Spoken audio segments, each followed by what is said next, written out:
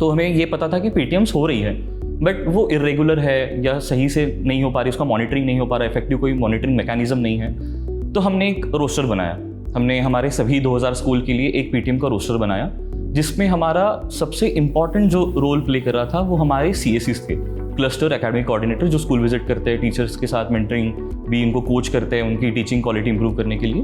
तो हमारे पास CAC के यहाँ पे बहुत इंपॉर्टेंट रोल प्ले कर रहे थे। एक CAC एक दिन में 2 PTMs अटेंड कर रहे हैं। तो अभी हम 2 चीज़ें डाइट के साथ कर रहे हैं, जो कि मैंने आपको बताया एकेडमिक हमारा पार्टनर होते हैं, जो ट्रेनिंग इंस्टीट्यूट होता है उसका। एक तो those are the people who train future teachers. So what we have started is a certificate program for the people who are already getting a diploma in elementary education, DLED. तो हम लोगों के लिए एक सर्टिफिकेट प्रोग्राम है जिसके theory part में और उनका इंटर्नशिप तो वैसे ही होता है, बस हमने उसको FNN ओरिएंटेड इंटर्नशिप कर दिया है।